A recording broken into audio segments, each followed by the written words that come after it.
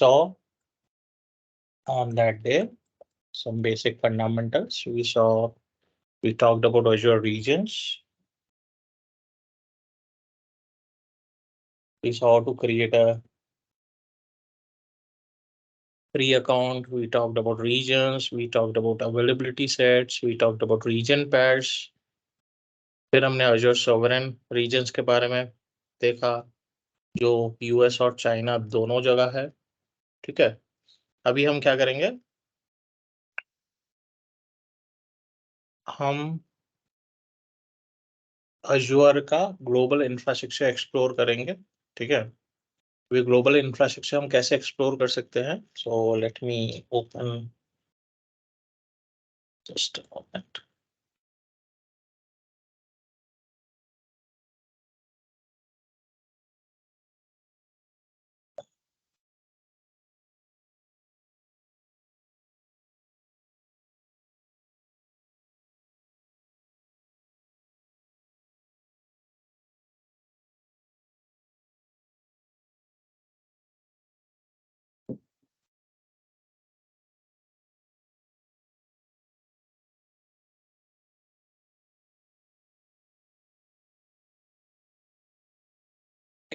The URL has changed probably.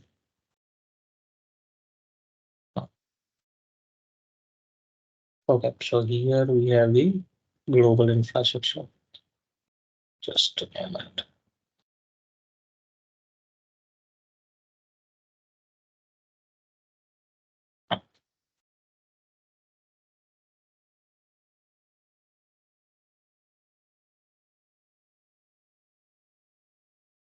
Right, so here we can see this is the global infrastructure of Azure. For example, अगर हम India में बात करें, ठीक है, तो ये मेरा इंडिया का रीजन है। ठीक है, इंडिया में इसको मैं बड़ा कर सकता हूँ, ये इंडिया कॉन्टिनेंट है। ठीक है, सो यहाँ पे हम देखें तो सेंट्रल इंडिया है, यहाँ साउथ इंडिया है चेन्नई में, सेंट्रल इंडिया मेरा पुणे में है, और इंडिया का साउथ सेंट्रल मतलब हैदराबाद में लोकेशन आ रहा है। ये मेरे एज लोकेशन है। ठीक है, और ये इंडिया का रीजन बता रहा है। इसको और बड़ा करते हैं, नहीं और बड़ा नहीं होगा। ठीक है, सो ये इंडिया में है, ये वेस्टर्न साइड है। ठीक है, फिर यूएस में चले तो यूएस में भी हमारे पास नॉर्थ अमेरिका में, ठीक है, ये नॉर्थ अमेरिका में है रीजन, साउथ अमेरिका में, ठीक है, अफ्रीकन कॉन्टिनेंट में है, यूरोपियन कॉन्टिनेंट में है। ठीक है, तो इस सब जगह पे अजूर ने माइक्रोसॉफ्ट ने अपने डेटा सेंटर्स लगा के रखे हैं। सो इस तरह हम देख सकते हैं कहाँ कहाँ माइक्रोसॉफ्ट के डेटा सेंटर्स डिप्लॉयड है। ठीक है, हमको डिटेल में पढ़ने की जरूरत नहीं है, हमको लिस्ट मिल जाएगा सीधा सीधा माइक्रोसॉफ्ट की वेबसाइट पे। ठीक है, आगे बढ़ेंगे हम। सो अभी अजूर में हमको क्या मिलता है, तो अजूर में हम कोई भी सर्विस या कोई भी प्रोडक्ट, अभी प्रोडक्ट क्या है, प्रोडक्ट टेंजिबल होता है। ठीक है, तो सॉफ्टवेयर प्रोडक्ट है, सॉफ्टवेयर प्रोडक्ट लॉजिकल प्रोडक्ट है। तो चाहे कोई सर्विस या कोई सॉफ्टवेयर प्रोडक्ट हम लेते हैं अजूर में, रेंट करते हैं, ठीक है, या यूज करते हैं, सो उसको हम सर्विस को रिसोर्स बोलते हैं अजूर में। ठीक है, उसे हम रिसोर्स बोलते हैं।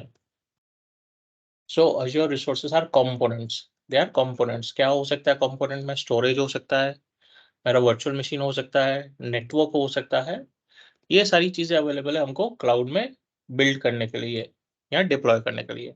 सो मैं वर्चुअल मशीन है अगर मेरा, उसे भी रिसोर्स बोलूंगा, स्टोरेज अकाउंट है वो भी मेरा रिसोर्स है, हार्ड ड्राइव है, हार्ड डिस्क लिया है मैंने कोई, ठीक है, डेटा डिस्क, वो भी मेरा रिसोर्स है, ओएस डिस्क वो भी मेरा रिसोर्स है, वर्चुअल नेटवर्क वो भी मेरा रिसोर्स है, एनआईसी कार्ड वो भी मेरा रिसोर्स है, पब्लिक आईपी वो भी मेरा रिसोर्स है। ठीक है, सर्वरलेस कंप्यूटिंग, बिना सर्वर डिप्लॉय किए मैंने कोई ऐप पब्लिश किया है, उसे हम अजूर फंक्शंस बोलते हैं। तो एक सर्विस है सर्वरलेस कंप्यूटिंग का, तो उसे भी हम रिसोर्स बोलते हैं। कोई मेरा डेटाबेस है या डेटाबेस सर्वर है, उसे भी हम रिसोर्स बोलते हैं। कोई मेरी ऐप सर्विस है, उसे भी हम रिसोर्स बोलते हैं। तो हम अजूर में कुछ भी रेंट करते हैं या यूज करते हैं, उसे हम रिसोर्स बोलते हैं। ठीक है, जैसे मैंने कोई वर्चुअल मशीन डिप्लॉय किया तो वो मेरा रिसोर्स है। अभी रिसोर्स आप डायरेक्टली नहीं डिप्लॉय कर सकते, आपको उसके लिए रिसोर्स ग्रुप चाहिए, यानी उसे किसी कंटेनर में डिप्लॉय करना पड़ेगा, जिसे हम रिसोर्स ग्रुप बोलते हैं। तो रिसोर्स ग्रुप क्या है? So resource group is a container to manage and aggregate resources in a single unit. For example, ये मैंने एक रिसोर्स ग्रुप बनाया है, ठीक है? उसमें मैंने एक रिसोर्स डाला है वेब का, एक डेटाबेस का, एक वीएम का, एक स्टोरेज का, ठीक है? सो या तो मैं एक रिसोर्स ग्रुप में मल्टीपल चीज़ें डाल सकता हूँ, या एक रिसोर्स ग्रुप बना सकता हूँ जिसमें मेरी सिर्फ़ वर्चुअल मशीन्स है, एक में सिर्फ़ मेरा वेब और डेटाबेस है, एक में सिर्फ़ मेरा स्टोरेज है। तो मैं अपने रिक्वायरमेंट के हिसाब से या अपने एनवायरनमेंट के हिसाब से रिसोर्स ग्रुप बना सकता हूँ। जैसे मैंने बना दिया, प्रोडक्शन का एक रिसोर्स ग्रुप हो गया, डेवलपमेंट का एक रिसोर्स ग्रुप हो गया, टेस्टिंग टेस्टिंग का रिसोर्स ग्रुप हो गया, या एचआर वालों को मशीन्स दी है मैंने, तो उनका एक रिसोर्स ग्रुप हो गया, आईटी वालों को मशीन्स दी है, उनका एक रिसोर्स ग्रुप हो गया। या लोकेशन के हिसाब से बना सकता हूँ मैं रिसोर्स ग्रुप।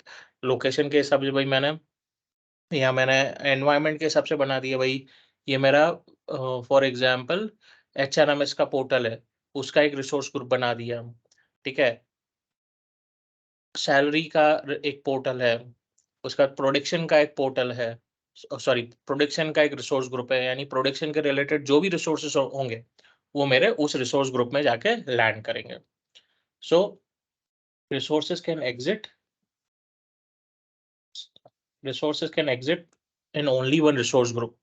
इस कोई भी एक रिसोर्स ग्रुप में ही रिसोर्सेस क्रिएट कर सकते हैं। Same resource multiple resource group में नहीं हो सकता। ठीक है?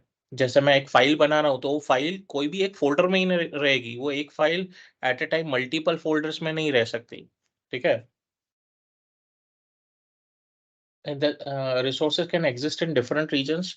फॉर एग्ज़ाम्पल, मैंने ये एक रिसोर्स बनाया है, ये एक रिसोर्स बनाया है। रिसोर्स ग्रुप मेरा एक ही है, लेकिन ये हो सकता है ये मैंने इंडिया के सर्वर पे बनाया है, ये ऑस्ट्रेलिया के सर्वर पे बनाया है, ये सिंगापुर के सर्वर पे बनाया है। तो तीनों अलग रीजन में हो सकते हैं। Resources can be move to different resource groups, मतलब मैं रिसोर्स को, जैसे मैं एक फाइल को एक कंटेनर से या एक फ़ोल्डर से दूसरे फ़ोल्डर में मूव कर सकता हूँ, वैसे मैं रिसोर्सेज को भी मूव कर सकता हूँ। App and applications can utilize multiple resource group.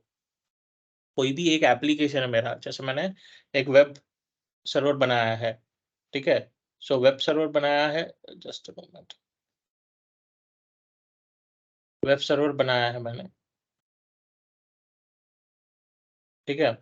So web server का मेरा अलग रिसोर्स ग्रुप है, डेटाबेस का अलग रिसोर्स ग्रुप है।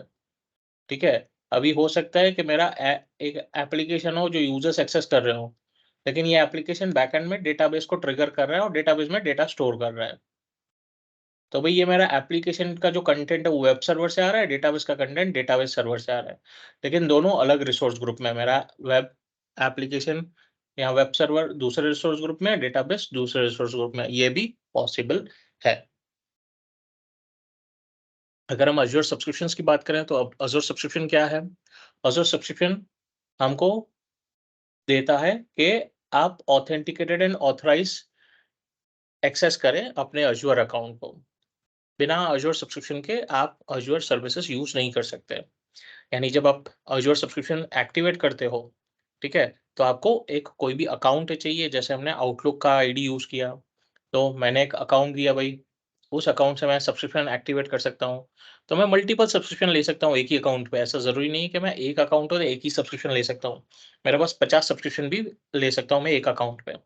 लेकिन हर एक सब्सक्रिप्शन का खुद का अलग-अलग बिलिंग रहेगा, खुद का अलग-अलग बिलिंग रहेगा, ठीक है? जैसे ये मेरा एज़ अ सब्सक्रिप्शन है, ये एज़ अ सब्सक्रिप्शन है। ये इनवॉइसिंग करेगा, इसका अलग, इसका अलग। इन द सेम वे इसका अलग इनवॉइसिंग होगा, इसका अलग। तो यहाँ पे मैं अलग-अलग बिलिंग प्रोफाइल भी बना सकता हूँ। लेकिन मेरा बिलिंग अकाउंट एक ही होगा, जो मेरे इस मास्टर अकाउंट से, जो मैंने जिस आईडी से मैंने अज़ूर अकाउंट एक्टिवेट किया है, उसी से वो बिलिंग अकाउंट लिंक्ड होगा।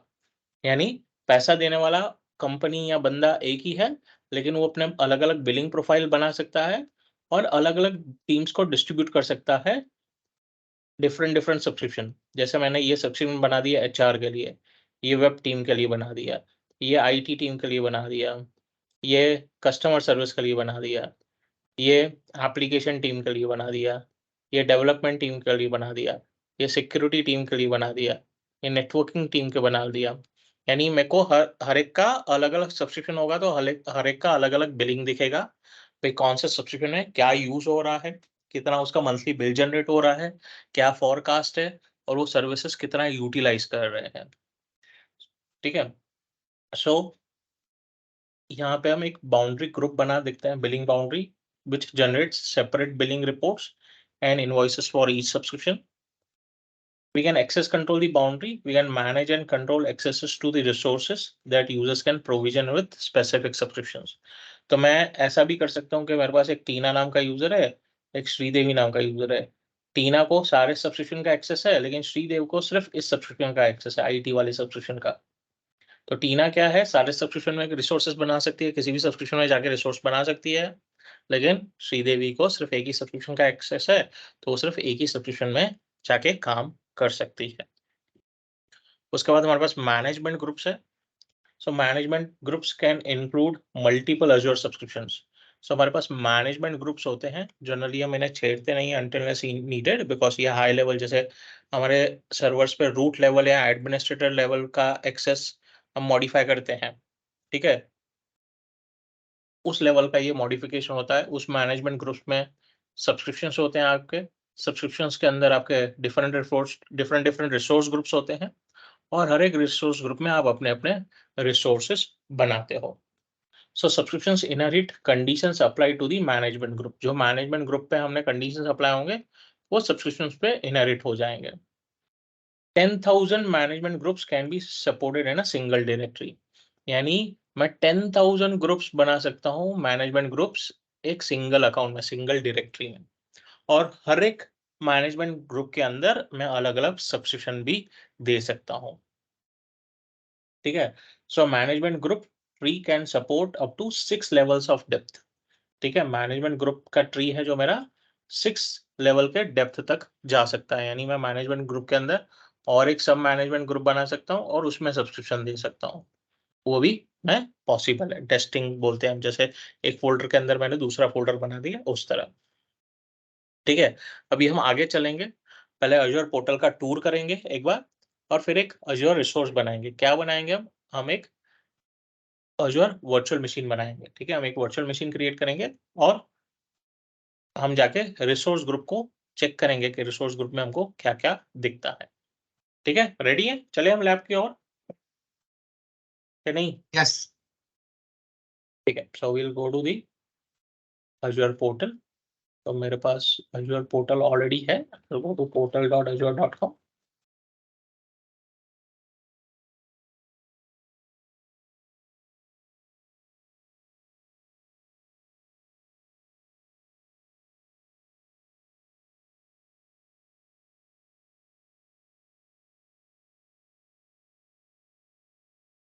ठीक है, first let me check all resources के कोई मेरा रिसोर्स तो बना हुआ नहीं है। ठीक है? कोई रिसोर्स बना हुआ नहीं है। ठीक है? तो पहले हम जभी भी लैंड करते हैं तो ये हमारा डैशबोर्ड होता है, नहीं डैशबोर्ड नहीं, होम पेज होता है। ठीक है? Just a second, I will take the pen.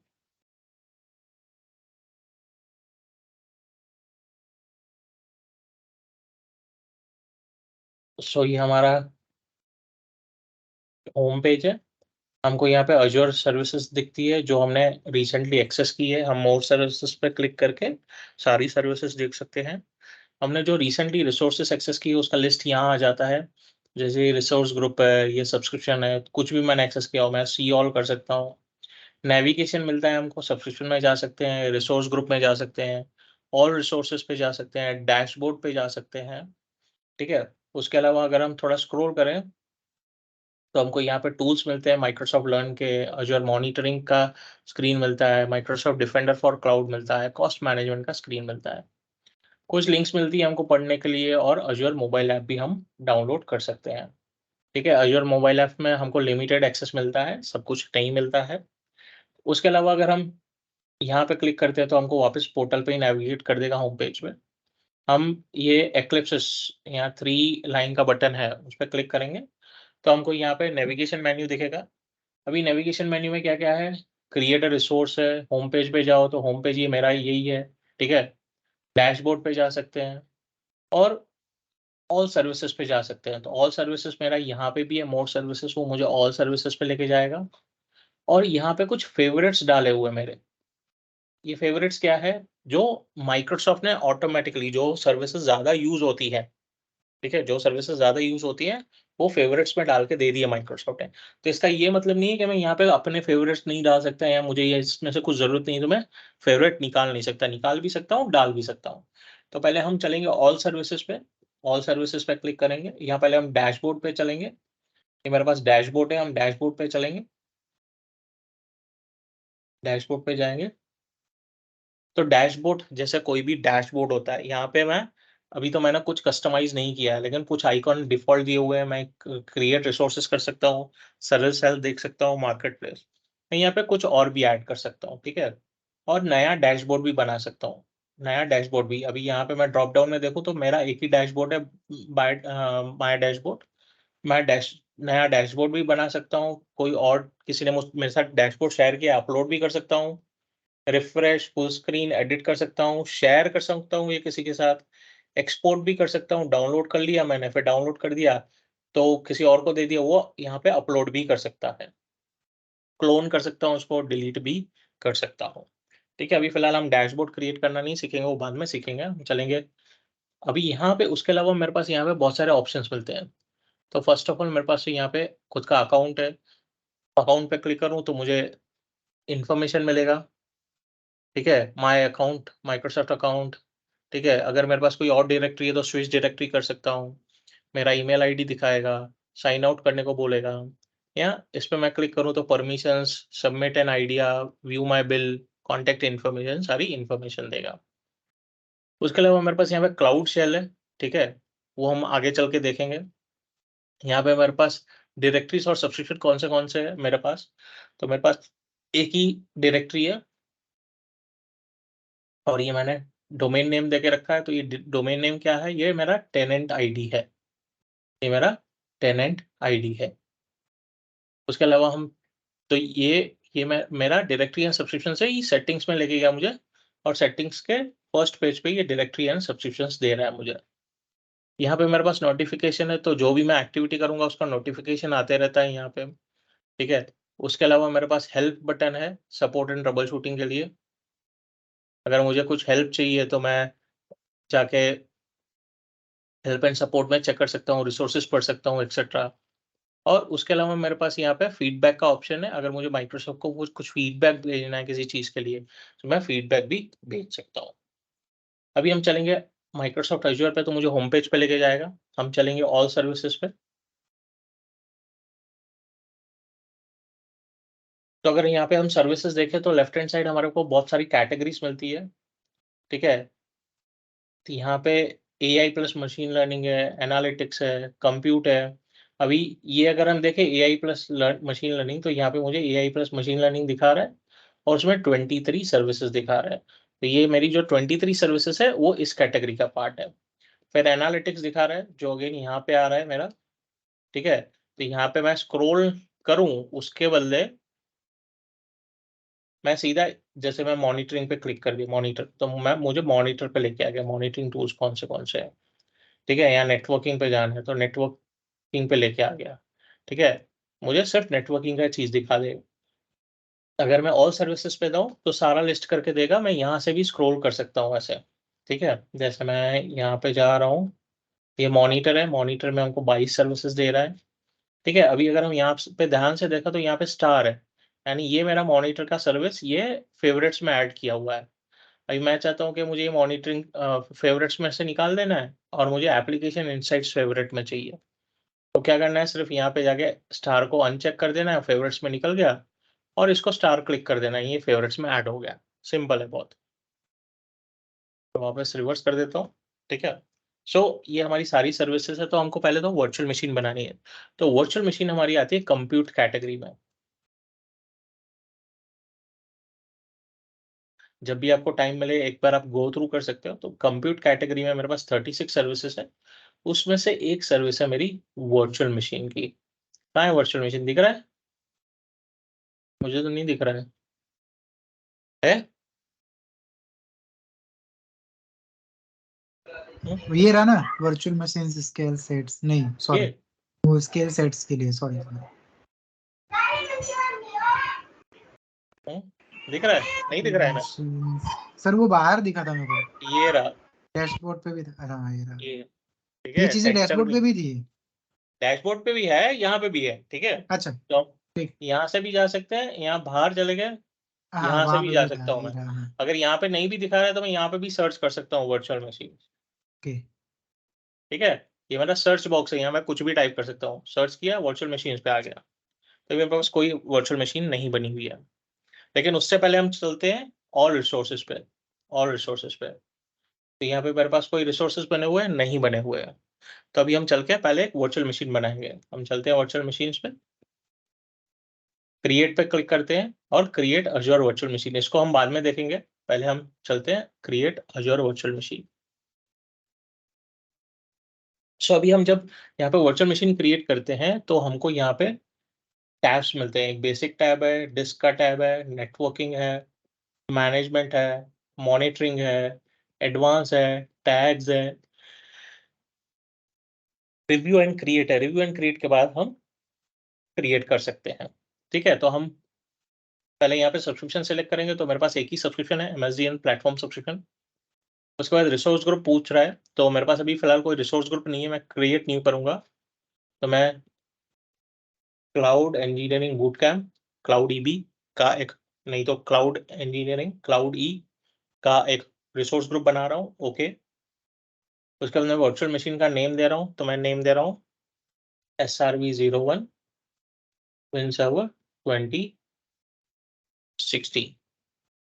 कुछ ज़्यादा ही बड़ा हो गया, तो मैं बोल रहा हूँ WS2060-01, ठीक है। WS2060-01, यहाँ 001, ठीक है। विंडोज सर्वर 2016 है मेरा, 001 नंबर का सर्वर। रीजन मैं सेलेक्ट कर सकता हूँ, कौन से रीजन में चाहिए मुझे, तो मेरे पास सारे रीजन्स मिलते हैं यहाँ पे मुझे, ठीक है। तो अभी रीजन के हिसाब से आपका प्राइस वेरी भी हो सकता है या उसके आसपास हो सकता है, सेम प्राइस हो ऐसा जरूरी नहीं है। तो मैं सेंट्रल इंडिया रहने देता हूँ क्योंकि मैं इंडिया में हूँ। अवेलेबिलिटी ऑप्शन अभी हमने पढ़ा नहीं है तो छोड़ देते हैं हम, उसको बोल देंगे हमको नहीं चाहिए अवेलेबिलिटी। सिक्योरिटी टाइप स्टैंडर्ड सही है, ठीक है। अभी इमेज, तो यहाँ पे अगर मैं ड्रॉप डाउन में जाऊंगा तो जो मोस्ट यूज इमेजेस होगी यहाँ पे दिखा देगा। तो अगर मुझे इसके अलावा कोई इमेजेस देखनी है यहाँ पे, वैसे तो मेरा सर्वर 2016 डेटा सेंटर एडिशन है, लेकिन मैं सी ऑल इमेजेस पे जाके देख सकता हूँ, ठीक है। यहाँ पे भी है, यहाँ पे भी है, लेकिन अभी हम सिर्फ यहाँ से सिलेक्ट कर लेंगे। उसमें सी ऑल इमेजेस में हम बाद में जाएंगे, दूसरा एक और मशीन बनाएंगे कल, ठीक है। उसके बाद पूछता है आर्किटेक्चर, तो भाई ARM चाहिए या x64, तो x64 चाहिए। Run with Azzur spot discount, तो अभी मैं डिस्काउंट, अजूर स्पॉट डिस्काउंट क्या होता है भाई, ये एक प्राइसिंग मॉडल है। प्राइसिंग मॉडल हम बाद में पढ़ेंगे तब देखेंगे, ठीक है। तो अभी मैं इसको इग्नोर कर देता हूँ। साइज, भाई आपका साइज क्या, मतलब मशीन का क्या कॉन्फ़िगरेशन चाहिए, उसको हम साइज बोलते हैं, ठीक है। तो स्टैंडर्ड B2S है, जो 2 वर्चुअल CPU और 4 GB मेमोरी है। अभी हो सकता है जो मुझे यहाँ पे प्राइस दिखा रहा है, आपको अपने सब्सक्रिप्शन में ये प्राइस नहीं दिखा, तो आपको ट्राई करना है कि जितना कम पैसा वाला सब साइज लेते हो उतना अच्छा। तो जो अभी आपको बैलेंस मिला है 1 महीने के लिए, उतना लिमिटेड रहे बैलेंस आपके पास, ज्यादा कंज्यूम नहीं हो, ठीक है। अगर आपको 1 CPU 3.5 GB रैम यूज करना है तो वो भी यूज कर सकते हो, 1 वर्चुअल CPU 3.5 GB रैम। अगर यहाँ पे देखो तो मेरा 1 वर्चुअल CPU 3.5 GB रैम 4800 का है, लेकिन 2 वर्चुअल CPU 4 GB रैम मेरा 2600 रुपए का है। तो वो प्राइस वेरी हो सकता है आपके सब्सक्रिप्शन के हिसाब से या आपके यूसेज के हिसाब से, ठीक है। तो अभी मैं इसके साथ जाने देता हूँ, मुझे दूसरी साइजेस देखने हो तो मैं इस पर क्लिक कर सकता हूँ, तो हम बाद में देखेंगे, ठीक है। अभी यहाँ पे मुझे यूजर नेम देना है, तो मैं यूजर नेम देता हूँ SP एडमिन। अभी सबसे इंपॉर्टेंट बात है, ये यहाँ पे हम एडमिनिस्ट्रेटर नहीं दे सकते, एडमिनिस्ट्रेटर नहीं दे सकते, लेकिन आप जो यहाँ पे नाम दोगे वही आपका एडमिनिस्ट्रेटर होगा। तो अगर आप इस ये नाम या पासवर्ड भूल गए तो स्वाहा हो जाएगा, ठीक है। रिकवरी बहुत डिफिकल्ट है। पासवर्ड देंगे,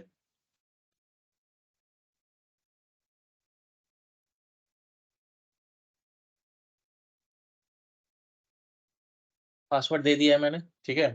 पब्लिक इनबाउंड पोर्ट्स क्या है, अलाउ सिलेक्टेड पोर्ट्स, मतलब मेरे सर्वर पे मुझे आरडीपी लेना है तो मुझे RDP selected inbound ports RDP allow करना है। अगर मैंने ये अनचेक कर दिया तो मैं मशीन को कुछ भी एक्सेस नहीं कर पाऊंगा। The value must not be empty, मुझे कोई एक वैल्यू तो डिफाइन करनी पड़ेगी। मैं आरडीपी दे देता हूँ फिलहाल। लाइसेंसिंग तो मेरे पास अभी लाइसेंस है नहीं, तो मैं अजूर से ही रेंट कर लूंगा सर्वर का लाइसेंस। नेक्स्ट करेंगे, डिस्क पे आ जाएंगे, तो बाय डिफॉल्ट वो प्रीमियम एसएसडी दे देगा मुझे, ठीक है। मैं यहाँ पे सेलेक्ट कर सकता हूँ भाई मुझे प्रीमियम एसएसडी नहीं, सस्ती वाली स्टैंडर्ड एसएसडी दो या मुझे एचडीडी दो, तो उतना मुझे पैसा कम लगेगा हार्ड ड्राइव का, ठीक है। फर्स्ट बेसिक्स पे हमने जो सिलेक्ट किया वो सिर्फ मशीन का प्राइस था, हार्ड ड्राइव का प्राइस नहीं था, रैम और सीपीयू का प्राइस था। यहाँ पे आप हार्ड ड्राइव जो सिलेक्ट करोगे उसका पैसा अलग से लगेगा, ठीक है। सो मैं स्टैंडर्ड एसएसडी बोल देता हूँ उसको। तो ये मेरा ओएस डिस्क बन रहा है, this is my OS disk select कर रहा हूँ। डेटा डिस्क मुझे यहाँ पे ऐड करनी है, तो अभी फिलहाल मैं डेटा डिस्क कोई ऐड नहीं करूंगा, हम बाद में देखेंगे कैसे ऐड कर सकते हैं, करते हैं। हम थर्ड टैब पे चलेंगे, नेटवर्किंग के टैब पे। तो बाय डिफॉल्ट एक वर्चुअल नेटवर्क बना रहे हैं, जो मशीन मैंने बनाया है उस नाम से ही, जो मशीन मैंने बनाया है उस नाम से ही बना रहा है। सबनेट दे रहा है भाई 10.0.0.0/24 सबनेट दे रहा है। एक पब्लिक आईपी असाइन कर रहा है मुझे। नेटवर्क सिक्योरिटी ग्रुप बना रहा है मेरे एनआईसी कार्ड के लिए। पब्लिक इनबाउंड पोर्ट्स तो हमने अलाउ किए ही है 3389। उसके अलावा हम क्या कर सकते हैं, हम एक चीज और कर सकते हैं, यहाँ पे सिलेक्ट कर सकते हैं। तो यहाँ पे सिलेक्ट करने से क्या होगा, बोल रहा है delete public IP and NIC when VMS deleted. अगर आपने ये सिलेक्ट नहीं किया तो आपको मैन्युअली ये जाके डिलीट करना पड़ेगा। अगर आपने डिलीट नहीं किया तो पैसा लगना तो चालू रहेगा, मशीन का पैसा नहीं लगेगा, नेटवर्किंग की सर्विस का पैसा लगेगा। तो वर्चुअल एक बार नेटवर्क फिर से बना, बोलो संतोष सर, ये चीजें। अगर आपने इसको सिलेक्ट नहीं किया है, ठीक है, हम्म। और वर्चुअल मशीन डिलीट कर दिया, तो आपका ओके। पब्लिक आईपी और एनआईसी कार्ड डिलीट नहीं होगा। और अगर पब्लिक आईपी डिलीट नहीं हुआ तो पब्लिक आईपी का पैसा लगना चालू रहेगा। आपने वर्चुअल मशीन ओके, डिलीट कर दिया है, पब्लिक आईपी का पैसा चालू रहेगा, ठीक क्योंकि है। वो अभी सो असाइन है इसकी वजह से, है ना, वो हाँ, बता रहा तो है। हमको ये टिक कर देना है, तो जैसे ही वीएम डिलीट करोगे तो ये नेटवर्किंग का पोर्शन भी ऑटो डिलीट हो जाएगा। हम ओके, टिक कर करेक्ट। देंगे, हम टिक कर देंगे। लोड बैलेंसिंग अभी मुझे नहीं चाहिए इसलिए नन सिलेक्टेड है, जस्ट अ सेकंड, हाँ नन सिलेक्टेड है। हम आगे जाएंगे नेक्स्ट मैनेजमेंट में। तो मैनेजमेंट में हम आइडेंटिटी को लिंक कर सकते हैं और अज्योर एडी से लॉगिन करवा सकते हैं। तो अभी फिलहाल वो मैं करूंगा नहीं, हम आगे देखेंगे उसको करना है कि नहीं करना है। उसके बाद मेरा auto shutdown by default enable है, एनेबल ऑटो शटडाउन एनेबल्ड है।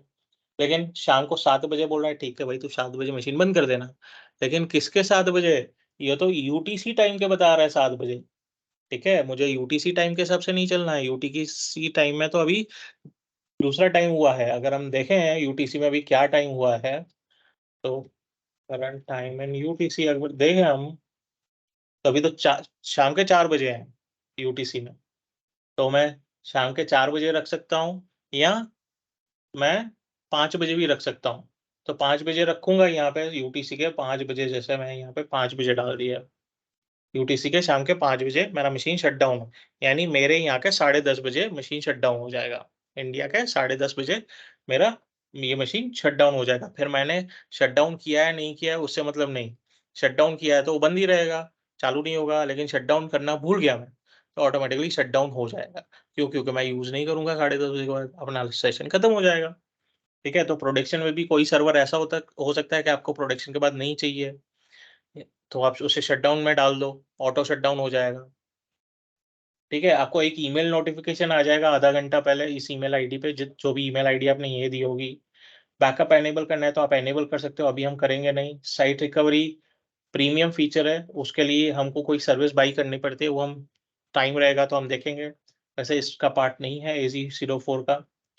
और ओएस अपडेट का पार्ट पूछा है, ऑर्केस्ट्रेशन। तो भाई ऑटोमेटिक ओएस के अपडेट डाल दे माइक्रोसॉफ्ट कि आपके पास, आपको अज्योर ऑर्केस्ट्रेशन के थ्रू जाना है, सर्विसेज के थ्रू। दूसरी या मैन्युअली अपडेट करना है, तो आप कुछ भी सिलेक्ट कर सकते हो। मैं मैन्युअल अपडेट करता हूँ।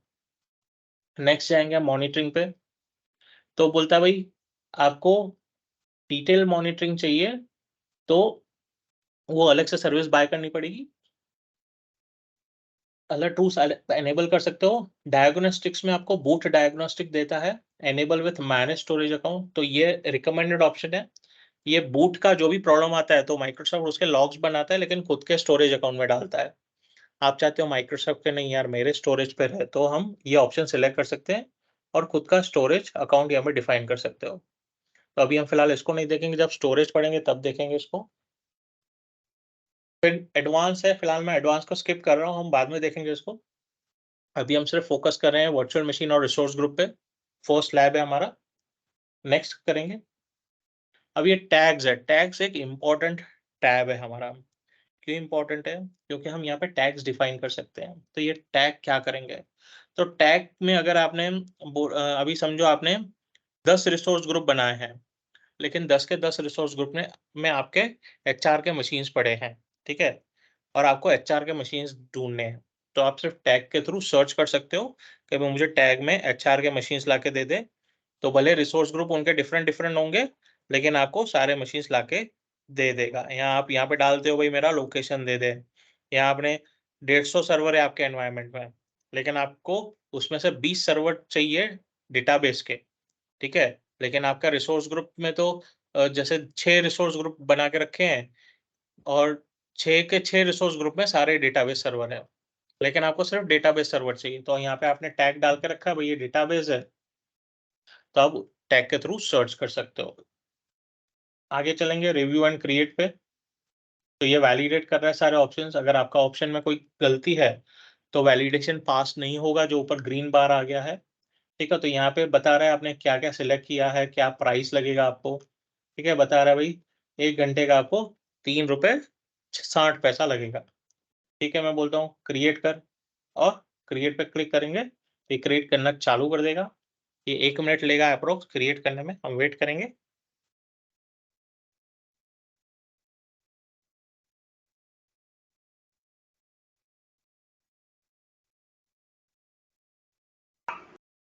इसके अंदर जो सर्विसेज सब है वो आवर्स के हिसाब से रहता है कि कैसे रहता है?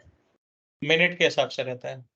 मिनट्स के हिसाब से। इसमें डिफॉल्ट आवर्स था। नहीं, दिखाएगा आवर के हिसाब से ही पैसा आपको, ओके। कैलकुलेट मिनट के हिसाब से होगा, और AWS में आवर के हिसाब से ही पैसा कैलकुलेट होता है।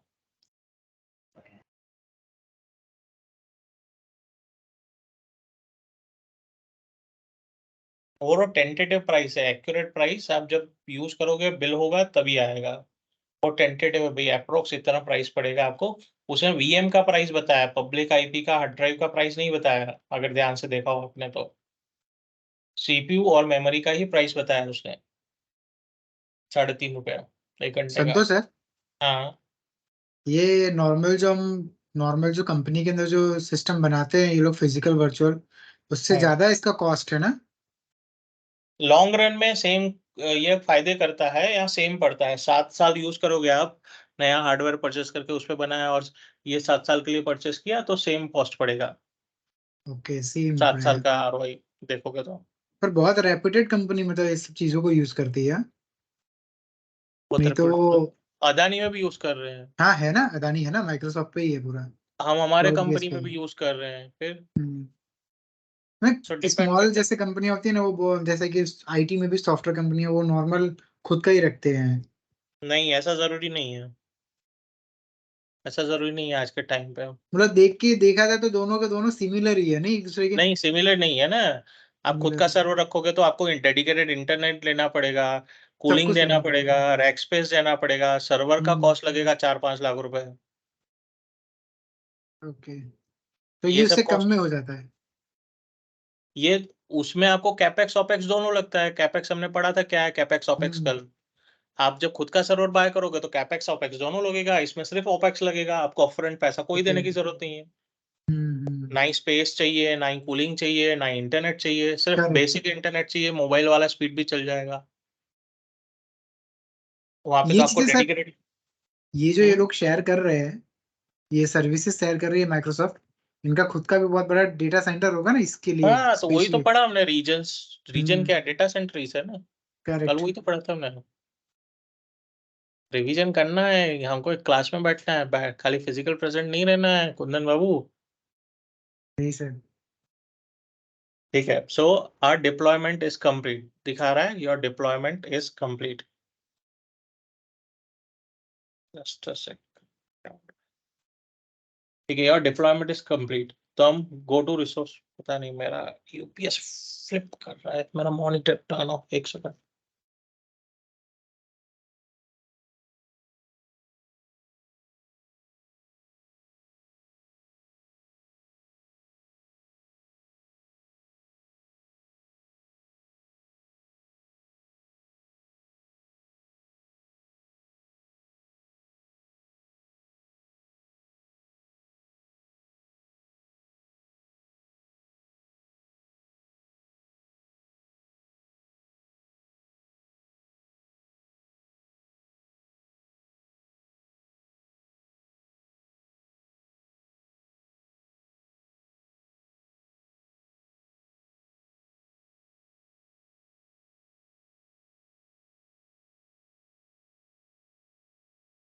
ओके, सो हम गो टू रिसोर्स कर सकते हैं सीधा, या हम होम पेज पे जाएंगे, वर्चुअल मशीन में जाएंगे, तो ये हमारा वर्चुअल मशीन बन चुका है। ठीक है, यहाँ पे दिखा रहा है आपका वर्चुअल मशीन क्या, कौन सा है, नाम क्या दिया है आपने, टाइप क्या है, वर्चुअल मशीन है, सब्सक्रिप्शन कौन सा है, कौन से रिसोर्स ग्रुप में है, लोकेशन क्या है, स्टेटस क्या है उसका, ऑपरेटिंग सिस्टम क्या दिया है, साइज क्या दिया है, उसका पब्लिक आईपी एड्रेस क्या है, और कितने डिस्क लगा के रखे हैं आपने। ठीक है, तो मेरा कोई भी रिसोर्स बनेगा, जैसे वर्चुअल मशीन का रिसोर्स बना है, रिसोर्स टाइप क्या है, वर्चुअल मशीन है, तो कहाँ बना है, सेंट्रल इंडिया में बना है। सेंट्रल इंडिया कैसे टैग किया हमने, रिसोर्स ग्रुप में, रिसोर्स ग्रुप कैसे टैग किया है, सब्सक्रिप्शन में, यानी मेरा रिसोर्स टैग्ड है लोकेशन के साथ, लोकेशन टैग्ड है रिसोर्स ग्रुप के साथ, रिसोर्स ग्रुप टैग्ड है सब्सक्रिप्शन के साथ, और सब्सक्रिप्शन मेरा टैग्ड है मैनेजमेंट ग्रुप के साथ। ठीक है, सो अभी अगर हम रिसोर्स ग्रुप पे चलते हैं, फॉर एग्जांपल ये मेरा रिसोर्स ग्रुप है, यहाँ से भी क्लिक कर सकता हूँ, या मैं सर्च में जाऊँ, रिसोर्स ग्रुप से मेरे पास रिसोर्स ग्रुप पे जा सकता हूँ, क्लाउडी नाम का मेरा रिसोर्स ग्रुप है, सेंट्रल इंडिया में हम देख पा रहे हैं, चलेंगे क्लाउडी पे, तो यहाँ पे हमको दिखा रहा है भाई आपका ये जो रिसोर्स ग्रुप है, ठीक है, सो ओवरव्यू दे रहा है, activity log, access control, tags, resource visualizer, events, settings में deployment, security, policies, properties, cost है, मॉनिटरिंग है, एक्सेट्रा। तो आप दूसरा रिसोर्स क्रिएट कर सकते हो इस रिसोर्स ग्रुप में, इस रिसोर्स ग्रुप में आप दूसरा रिसोर्स क्रिएट कर सकते हो, मैनेज व्यू कर सकते हो, रिसोर्स ग्रुप को डिलीट कर सकते हो, रिफ्रेश कर सकते हो, एक्सपोर्ट कर सकते हो उसका कंटेंट। ठीक है, सब्सक्रिप्शन कौन सा है, सब्सक्रिप्शन आईडी क्या है, टैग्स अगर कुछ है तो, डिप्लॉयमेंट वन सक्सीडेड, लोकेशन कौन सा है, और इसके अंदर कौन से रिसोर्सेस है। तो मैंने तो सिर्फ यार वो एक वर्चुअल मशीन बनाया था, तो एक वर्चुअल मशीन तो बनाया, उसके साथ मुझे पब्लिक आईपी भी बन गया ऑटोमेटिकली, नेटवर्क सिक्योरिटी ग्रुप भी बन गया, वर्चुअल नेटवर्क भी बन गया, नेटवर्क इंटरफेस भी बन गया, और डिस्क भी बन गया। ये सारे मतलब कितने रिसोर्स बने मेरे, 6 रिसोर्सेज बने, मैंने तो बनाया तो सिर्फ एक ही resource, virtual machine. Virtual machine बनाने से मेरा 6 रिसोर्सेज बन गया, जबकि सारे 6 रिसोर्सेज अलग अलग है, सारे 6 रिसोर्सेज अलग अलग है। ठीक है, अभी मैं जाता हूँ होम पे और रिसोर्सेज में, तो सारे मेरे रिसोर्सेस यहाँ पे दिखा रहे हैं। अभी यहाँ पे क्या दिखा रहा है, सब्सक्रिप्शन आपका कौन सा है, लोकेशन कौन सा है, रिसोर्स ग्रुप कौन सा है। अगर हम यहाँ पे देखें तो ये क्लाउड ही है, लेकिन मेरा जो नेटवर्क वॉचर है, मैंने रिसोर्सेस बनाए तो ऑटोमेटिकली एक नेटवर्क वॉचर का ग्रुप बन गया, और वो नेटवर्क वॉचर आरजी, आरजी मतलब रिसोर्स ग्रुप में टैग हो गया, जो ऑटोमेटेड है। लेकिन उसके अलावा मेरे जो 6 रिसोर्सेस है वो तो बने ही है, वो सारे इसी रिसोर्स ग्रुप में है।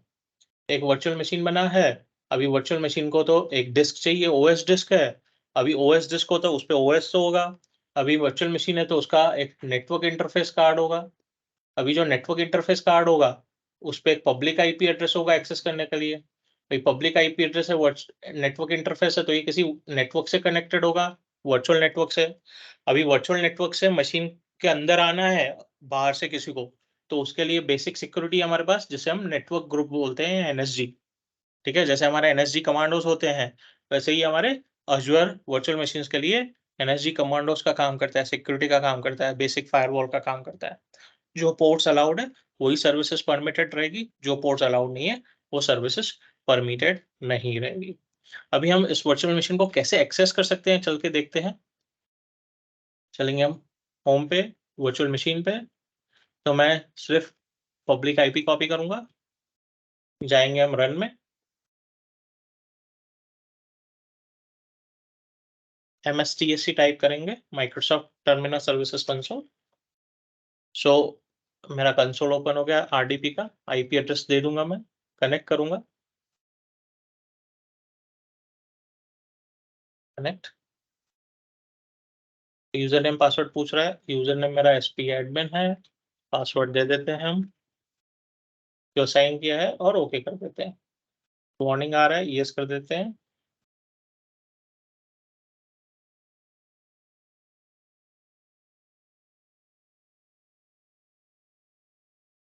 तो ये मशीन लॉगिन हो रहा है।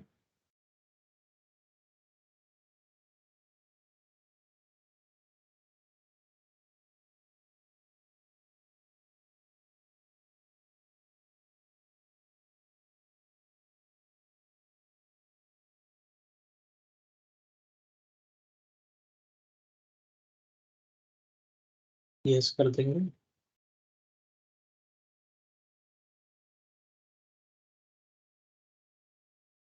ठीक है, ये मेरा मशीन ओपन हो गया। अभी अगर इसमें सर्वर मैनेजर लॉन्च होगा, लॉन्च होने देते हैं हम।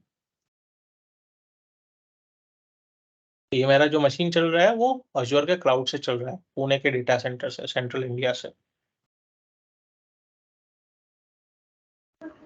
ये पब्लिक आईपी फिक्स रहेगा ना, वो चेंज तो नहीं होगा ना?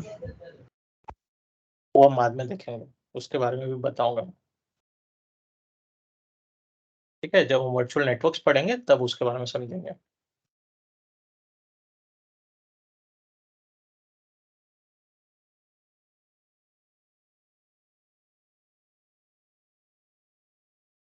ठीक है, मेरा सर्वर पॉपुलेट हो रहा है, ऊपर ब्लू स्ट्रिप चल रहा है, उसको हो जाने देते हैं पॉपुलेट।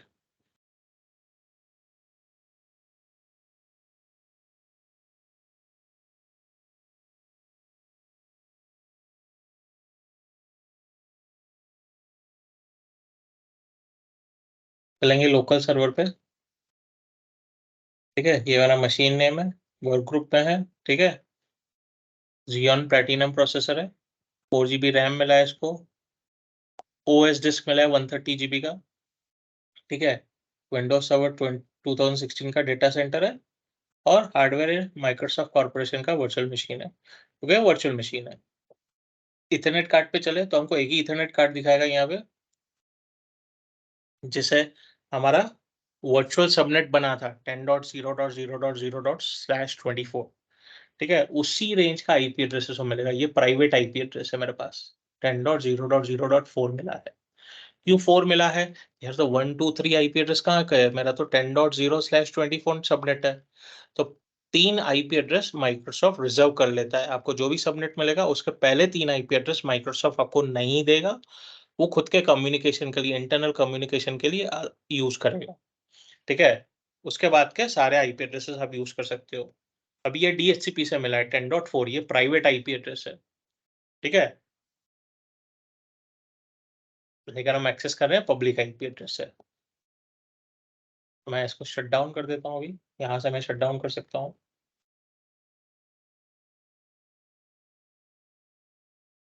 हम वेट करेंगे, यहाँ पे 2 मिनट के बाद स्टॉप्स दिखेगा, स्टेटस मेरा स्टॉप आएगा। मुझे रिफ्रेश करना पड़ेगा, नहीं तो 10-15 मिनट वेट करना पड़ेगा।